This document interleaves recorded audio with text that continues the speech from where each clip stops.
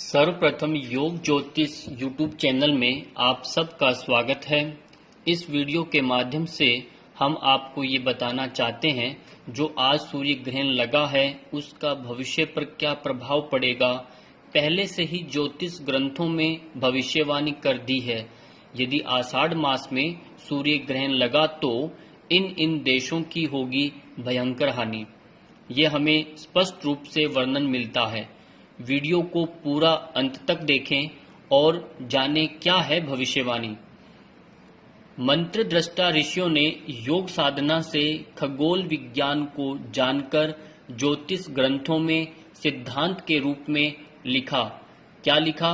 आषाढ़ मास यानी जून का महीना में सूर्य ग्रहण का फल। पहले जानेंगे ग्रंथ में क्या लिखा है, वो सुनाता हूं, उसके बाद व्याख्या करूंगा, ध्यान से सुनिए।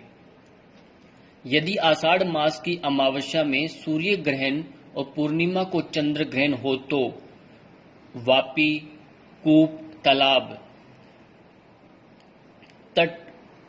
तटीय क्षेत्र यानी तट, नदियों के किनारे पर रहने वाले मनुष्य, नदी का प्रवाह, फल फूल खाकर समय यापन करने वाले और गांधार देश, कश्मीर प्रांत, पुलिंद, चीन, इन सभी का नाश करता है, ऐसा कहा है।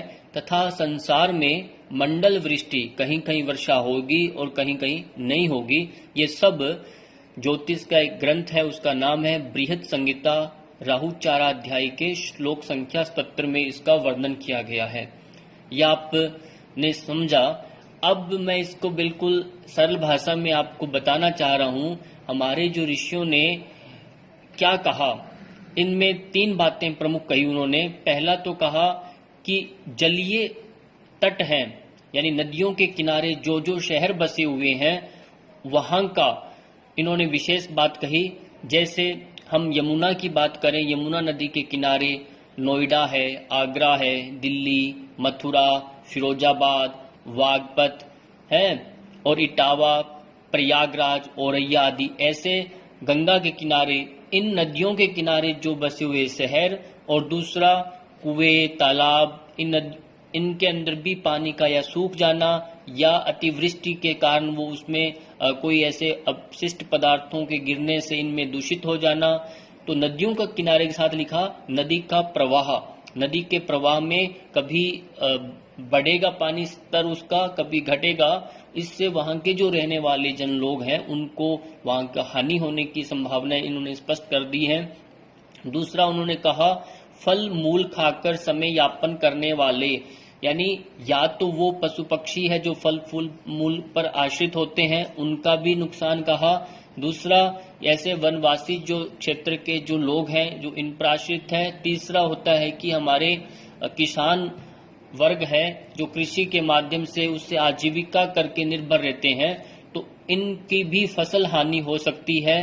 ताकि उनमें चाहे अतिवृष्टि होगी या फिर उसमें सूखा पड़ सकता है, या इसमें आप संभावना ये करें चाहे उसमें ऐसे कीट पतंगों के माध्यम से उनको फसल हानि होती है, वो आप देख ही रहे हैं।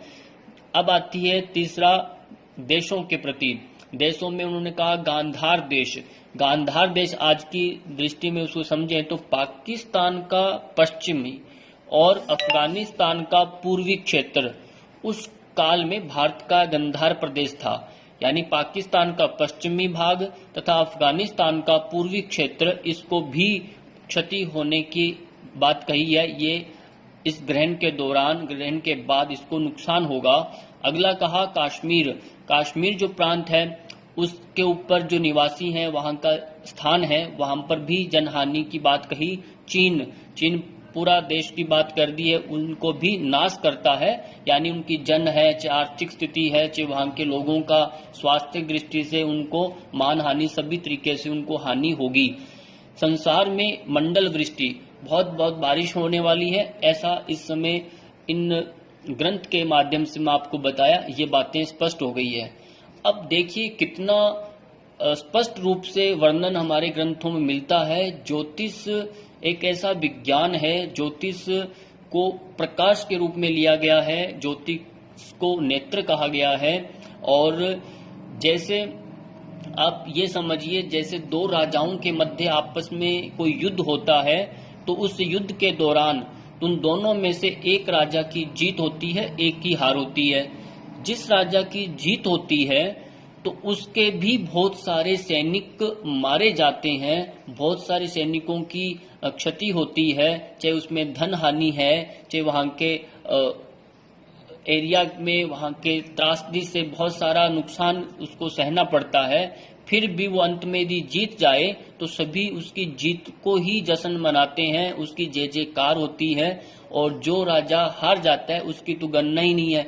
इसलिए अब जो ग्रहण के बाद हमारे देश की जो स्थिति बनने जा रही है, आप इस नजरिए से देखें, हमारी जीत निश्चित है, चाहे वो महामारी की दृष्टि से है, चाहे आसपास के देश प्रदेशों के जो आतंकी जो आसपास में जो हमले कर रहे हैं उनके ऊपर भी हमारा आधिपत्य रहने वाला है, हमारी जीत होगी। परंतु हमारी अंदरूनी जो क्षति है वो भी निश्चित है। तो ये अच्छी बात है कि जैसे गांधार की बात कही, गांधार यानी पाकिस्तान का पश्चिमी भाग, अफगानिस्तान का पूर्वी क्षेत्र, इसमें बहुत हानि होने वाली है इस एरिया की। और हमारा भारत के ऊपर ये जो भाग है ये भी आक्रामक हो सकता है। और दूसरी बात, कश्मीर का एरिया ये हमारे देश का हिस्सा है, तो इसमें हमें अपनी चौकसी को बढ़ाना चाहिए, अपनी सेना टुकड़ी को वहां पर एक चौकस बनाए। तो ये एक विशेष ध्यान रखना है। और चीन की अपने आप ही उसका ह्रास होगा, और वो जिस तरह से उन्होंने गड्ढा खोदा है वो उसमें स्वयं गिरेगा। और इस परिवर्तन के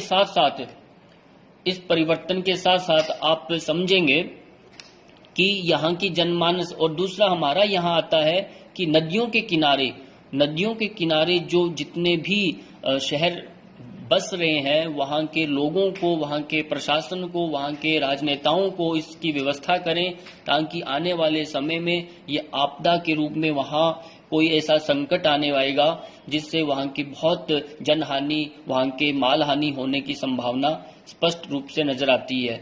तो ये एक बड़ा दृष्टिकोण ऋषियों ने दे दिया है। ये विज्ञान हमारा भारत की संस्कृति में पहले से निहित है, हमें इस पर गर्व होना चाहिए। और इसको यदि हम सही माने तो आप देखें इस समय परिस्थितियां ऐसी ही बनी हुई है। यदि मैं इसी को 6 महीने पहले आपको बताता तो शायद विश्वास ना हो, और अब बिल्कुल स्पष्ट है आपके सामने ऐसी परिस्थितियां बनी हुई हैं, ऐसी सुनामी आई है, ऐसी अपने किसानों की फसलों का नुकसान आपने देखा है, टिड्डी जैसी एक महामारी आई है, और फिर दूसरा अतिवृष्टि से फसलें हानि हुई है। अब ये चीन का अचानक आप सोचते हैं कैसा बन गया।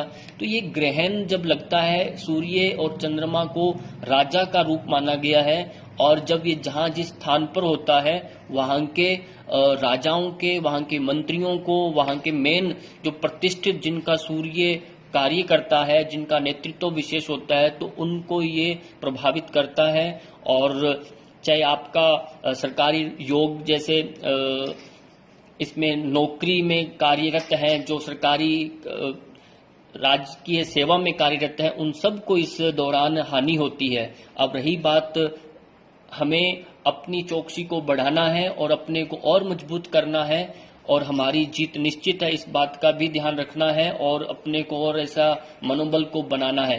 ये समस्याएं मैंने आपको बता दी हैं कि गांधार, ये सब कश्मीर की चीन वाली बातें हैं, और अपने को परिवर्तन का ये युग है, परिवर्तन करना है और अपने को सामने स्पष्ट करना है। ये जो बातें मैं बता रहा हूँ ये कोई मैं अपनी भविष्यवाणी नहीं है, ये शास्त्रों की ज्योतिष ग्रंथों में अच्छे से कहा हुआ है, उसी बात को रख रहा हूँ। ऐसे बहुत बातें हैं जो मैं समय समय पर आपके साथ साझा करूंगा। तो अभी जो वीडियो अच्छी लगे तो इस वीडियो को आप अपने अधिकारियों को, प्रशासन तक जाएं, ताकि ये हमारा जो विज्ञान है इस पर हम अमल करें, विचार करें, इससे हम अपनी पैरवी कर सकते हैं, अपने को सावधान कर सकते हैं। इसी के साथ यदि वीडियो आपको अच्छी लगे तो इसको आप शेयर करें और चैनल को सब्सक्राइब करें। और इसी के साथ आप सबका बहुत बहुत धन्यवाद समय देने के लिए।